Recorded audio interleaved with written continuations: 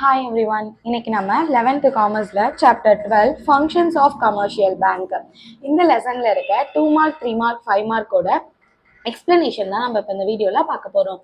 வாங்க ஃபர்ஸ்ட் என்ன 2 மார்க் இருக்குன்னு பார்க்கலாம். ஃபர்ஸ்ட் 2 மார்க் பாருங்க, what is mobile banking. Mobile பேங்கிங்னா என்ன அப்படின்னு சொல்லி கேட்டிருக்காங்க. With this app in the smartphone, a customer can operate his account transaction from anywhere. This service is known as mobile banking. Mobile பேங்கிங்னா ஒன்றும் இல்லை, இப்போ நம்ம நார்மலாக வந்து மொபைல் பேங்கிங் எல்லாருமே பண்ணுறோம். ஓகேவா, மொபைல் பேங்கிங்ன்றது நம்ம ஸ்மார்ட் ஃபோன்லேயே வந்து நம்ம என்ன பண்ணிக்கலாம், நம்மளோட பேங்க் டிரான்சாக்ஷன்ஸ் வந்து நம்ம ஆப்ரேட் பண்ணிக்கலாம், எங்கே இருந்துனாலும் நம்ம பண்ணிக்கலாம். லைக் ஒரு அக்கௌண்ட்லேருந்து இன்னொரு அக்கௌண்ட்டுக்கு நம்ம அமௌண்ட் ட்ரான்ஸ்ஃபர் பண்ணணும் அப்படின்னு பார்த்தீங்கன்னா நம்ம மொபைல் மூலியமாகவே ஸ்மார்ட் ஃபோன்ஸ் மூலியமாகவே நம்ம என்ன பண்ணலாம், நம்ம ஒரு அக்கௌண்ட்லேருந்து இன்னொரு அக்கௌண்ட்டுக்கு நம்ம மணி டெபாசிட் பண்ணுறதோ இல்லை மணி வித்ட்ரா பண்ணுறதோ இந்த மாதிரியான விஷயங்கள்லாம் பண்ணிக்கலாம். அதை தான் என்னன்னு சொல்கிறாங்க, மொபைல் பேங்கிங் அப்படின்னு சொல்கிறாங்க. ஓகேவா, this service is known as mobile பேங்கிங்னு சொல்லியிருக்காங்க. அடுத்து write a short note on debit card. Debit கார்டுனா என்ன? ATM card is also called a debit card. நம்ம எல்லாருக்குமே தெரியும், ஏடிஎம் கார்டு எல்லாருமே வீட்டில் வச்சிருப்போம். ஓகேவா, அந்த ஏடிஎம் கார்டு தான் என்னன்னு சொல்றாங்க, டெபிட் கார்டு அப்படின்னு சொல்றாங்க. This card is more useful in purchase of goods and services anywhere in India. ஓகேவா, அதாவது இந்த கார்டு மூலியமா நம்ம என்ன பண்ணிக்கலாம், ஒரு ப்ராடக்டை நம்ம பர்ச்சேஸ் பண்ணணும் அப்படின்னா இந்தியாவில் நம்ம எங்கனாலுமே அந்த கார்டு வச்சு நம்ம பர்ச்சேஸ் பண்ணிக்கலாம் அப்படின்னு சொல்றாங்க. ஓகேவா, இந்த கார்டில் என்ன டிஃப்ரெண்ட், அதாவது டெபிட் கார்டுக்கும் கிரெடிட் கார்டுக்கும் என்ன டிஃப்ரென்ஸ் அப்படின்னு பார்த்தீங்கன்னா, டெபிட் கார்டில் நம்ம ஆல்ரெடி அமௌண்ட் போட்டு வச்சிருப்போம், அந்த அமௌண்ட்டுக்கு தான் வந்து அந்த அமௌண்ட் அளவுக்கு தான் நம்ம என்ன பண்ண முடியும், கூட்ஸை பர்ச்சேஸ் பண்ண முடியும். பட் கிரெடிட் கார்டுக்கு நம்ம எவ்வளோ அமௌண்ட்னாலும் அங்கே எடுத்துக்கலாம், எடுத்துட்டு சர்டைன் பீரியட்குள்ள நம்ம அகைன் அந்த அமௌண்ட்டை பே பண்ணி ஆகணும். ஓகேவா, இதுதான் வந்து difference between debit card and credit card. ஓகேவா, அடுத்தது தேர்ட் ஒன் பாருங்க, write a short note on credit card. Credit கார்டுக்கு வந்து உங்களுக்கு மீனிங் கேட்டிருக்காங்க. Bank issues credit card to customers and other eligible persons.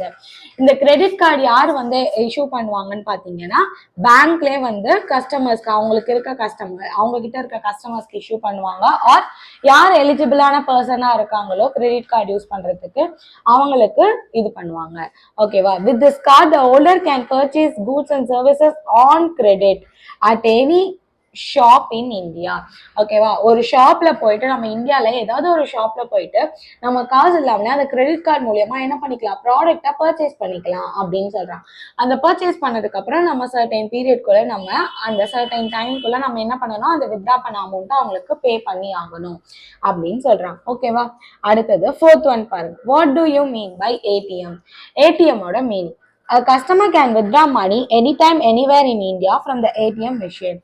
இப்போ ஏடிஎம் மூலியமா என்ன பண்ணிக்கலாம், நம்ம எப்போனாலும் எந்த இடத்துலையும் வந்து நம்ம ஏடிஎம் கார்டு யூஸ் பண்ணி நம்ம என்ன பண்ணிக்கலாம், மணியை வந்து வித்ட்ரா பண்ணிக்கிற ஃபெசிலிட்டிஸ் இருக்கு. ஏடிஎம் மிஷின்ஸ் மூலியமா நம்ம மணி வித்ட்ரா பண்ற ஃபெசிலிட்டிஸ் போய் இப்போ என்ன ஆயிடுச்சு, இன்னும் ட்ரெண்ட் ஆகிறதுக்காக மொபைல் பேங்கிங்கே வந்துருச்சு. நம்ம போன்ல, அதாவது நம்ம அதுவாது வெளியே போய் நம்ம ஆப்ரேட் பண்ணி அதுக்கப்புறம் எடுக்கணும். பட் நம்ம இப்போ மொபைல் பேங்கிங்ல என்ன பண்ணிக்கலாம், நம்மளோட மொபைல்ல இருந்தே ஒரு அக்கௌண்ட்ல இருந்து இன்னொரு அக்கௌண்ட்டுக்கு அமௌண்ட்ஸ்லாம் வந்து நம்ம டிரான்சாக்ட் பண்ணிக்கலாம் அப்படின்னு சொல்றாங்க. ஓகேவா, அடுத்தது இதோட வந்து இந்த லெசன்ல இருக்க 2 மார்க்கோட எக்ஸ்பிளனேஷன் வந்து முடிஞ்சிச்சு.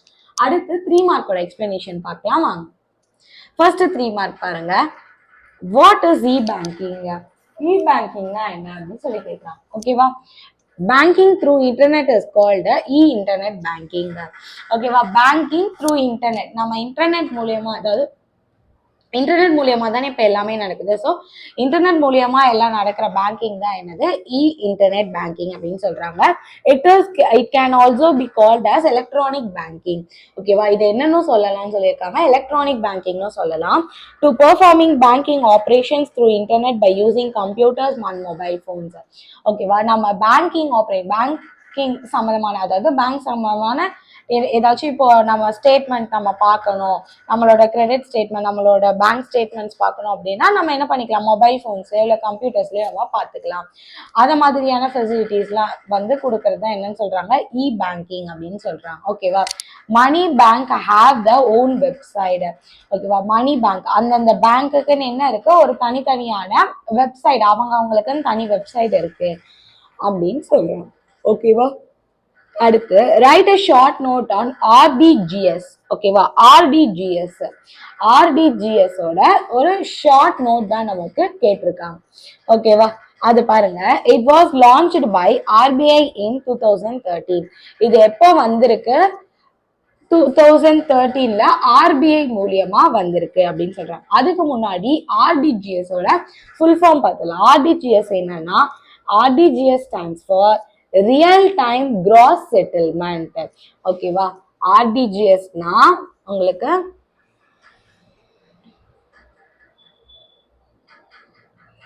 Real time cross settlement. ஓகேவா, ரியல் டைம் கிராஸ் செட்டில்மெண்ட், இதுதான் வந்து ஆர்டிஜிஎஸ் ஓட உங்களுக்கு ஃபுல் ஃபார்ம். ஃபர்ஸ்ட் இதை எழுதிக்கோங்க. அதுக்கப்புறம் இது எப்ப வந்துச்சு அப்படின்னு பாத்தீங்கன்னா 2013ல ஆர்பிஐனால கொண்டு வரப்பட்டது.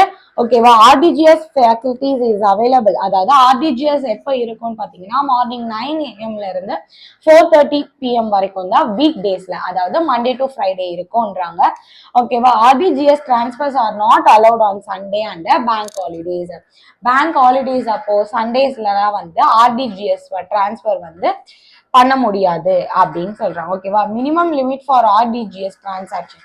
ஆர்டிஜிஎஸ் மூலியமா நம்ம மினிமமா எவ்வளவு நம்ம டிரான்சாக்ட் பண்ணலாம்னா 2 lakhs வரைக்கும் நம்ம அமௌண்ட்டை டிரான்சாக்ட் பண்ணலாம். இப்ப நம்ம அமௌண்ட் நம்ம டிரான்ஸ்ஃபர் பண்றது பெரிய அமௌண்ட்டா இருந்துச்சு அப்படின்னா இந்த ஆர்டிஜிஎஸ் மூலியமா நம்ம என்ன பண்ணிக்கலாம், டிரான்ஸ்ஃபர் பண்ணிக்கலாம் அப்படின்னு சொல்றாங்க. ஓகேவா, அடுத்தது தேர்ட் ஒன், எக்ஸ்பிளைன் நெஃப்ட். நெஃப்ட்னா என்ன? ஓகேவா, NEFT this was launched by, இதுவும் எப்பதான், இதுவும் வந்து 2005ல லான்ச் பண்ணிருக்காங்க. ஓகேவா, யாரு லான்ச் பண்ணிருக்கா அப்படின்னு பாத்தீங்கன்னா ஆர்பிஐ தான் இதுவும் வந்து லான்ச் பண்ணிருக்காங்க. நெஃப்ட்னா நெஃப்டோட ஃபுல் ஃபார்ம் பாருங்க. நெஃப்டோட ஃபுல் ஃபார்ம் உங்களுக்கு national electronic fund. National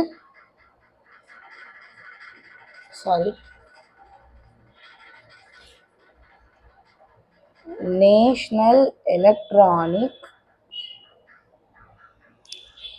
fund transfer. ஓகேவா, அதாவது நெஃப்டோட ஃபுல் ஃபார்ம் என்ன அப்படின்னு சொல்லி பாத்தீங்கன்னா நேஷனல் எலக்ட்ரானிக் ஃபண்ட் டிரான்ஸ்ஃபர். இதுதான் வந்து நெஃப்டோட ஃபுல் ஃபார்ம். ஓகேவா, இது எப்ப லான்ச் ஆச்சு, இது எப்ப வந்துச்சு அப்படின்னு பாத்தீங்கன்னா 2005ல வந்திருக்கு.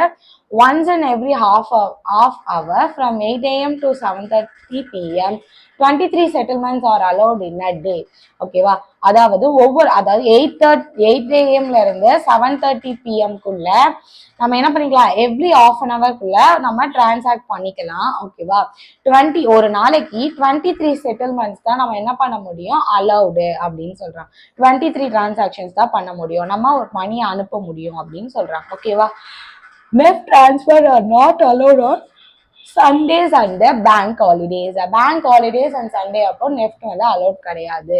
IFSC is provided by IDRB Hyderabad அப்படி சொல்றாங்க. ஓகேவா, இதோட வந்து இந்த லெசன்ல இருக்க 3 மார்க்கோட எக்ஸ்பிளனேஷன் வந்து முடிஞ்சிருச்சு. அடுத்து 5 மார்க்கோட எக்ஸ்பிளனேஷன் பார்க்கலாம் வாங்க.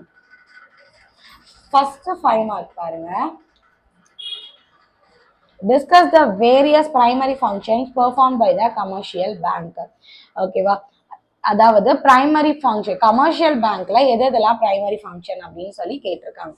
The primary functions of a commercial bank are 3 types: accepting deposit, granting loan and advances, creation of credit. Accepting deposit அப்படின்னா என்னன்னு பார்க்கலாம். First, in these days bank compete with each other to attract customer by adding facilities.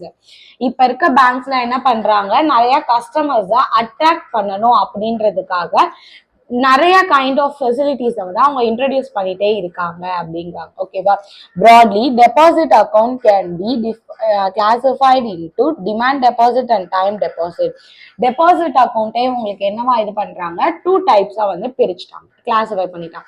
ஒன்னு demand deposit, இன்னொன்னு time deposit. Demand டெபாசிட்னா எதுன்னு சொல்லி பார்க்கலாம். These deposits are repayable on a demand or any day. ஓகேவா, saving deposit and current deposit அப்படின்னு சொல்றாங்க. இதை வந்து சேவிங் டெபாசிட் வந்து நம்ம எப்பனாலும் நம்மளோட இஷ்டம், நமக்கு போடணும் அப்படின்னா சேவிங் அக்கௌண்ட் வச்சிருக்கோம், சேவிங் டெபாசிட் போடும். அதே மாதிரி கரண்ட் டெபாசிட் யார் யூஸ் பண்ணுவாங்கன்னா பிசினஸ் பண்றவங்க, அவங்கலாம் வந்து கரண்ட் டெபாசிட் யூஸ் பண்ணுவாங்க. ஓகேவா? அடுத்தது டைம் டெபாசிட் பாருங்க. they include a fixed deposit and a recurring deposits which are repayable after a period. Fixed deposit and recurring deposit, இது வந்து அந்த டைம்குள்ள நம்ம என்ன பண்ணணும், நம்ம டெபாசிட் பண்ணி ஆகணும். ஃபிக்ஸட் டெபாசிட் மீன்ஸ் நம்ம அந்த டைம் வரைக்கும் வந்து அமௌண்ட்டை எடுக்க முடியாது அப்படின்னு சொல்றாங்க. ஓகேவா? அடுத்தது granting loan and advances. It is lending money in order to earn interest income. Bank provide specific sum as loan which are repayable along with the interest, but both terms are used interchangeable. Advance வந்து overdraft, cash credit, discounting of bill. Advance என்ன இருக்கு அப்படின்னு பாத்தீங்கன்னா, advance over draft நம்ம என்ன பண்ணலாம், அந்த அளவுக்கு அதிகமா கூட எடுத்துக்கலாம் இல்ல, லைக் கிரெடிட் கார்டு மூலியமா எடுத்துக்கலாம், அது ஓவர் டிராஃப்ட். கேஷ் கிரெடிட்டுக்கு வாங்கிக்கிறது, அப்புறம் டிஸ்கவுண்டிங் ஆஃப் பில், இதெல்லாம் வந்து அட்வான்சஸ்ல வருது. ஓகேவா?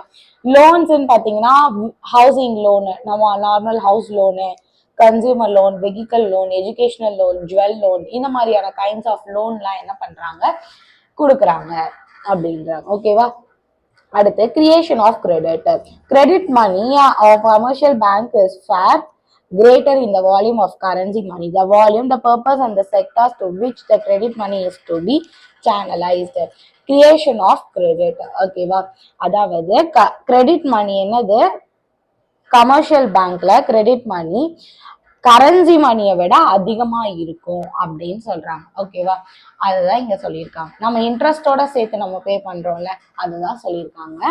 ஓகேவா? இதோட வந்து இந்த லெசன்ல இருக்க 2 மார்க் 3 மார்க் 5 மார்க் எக்ஸ்பிளனேஷன் முடிஞ்சிருச்சு. இதுல ஏதாச்சும் உங்களுக்கு டவுட் இருந்துச்சு அப்படின்னா நீங்க கமெண்ட்ஸ்ல கேளுங்க. தேங்க்யூ.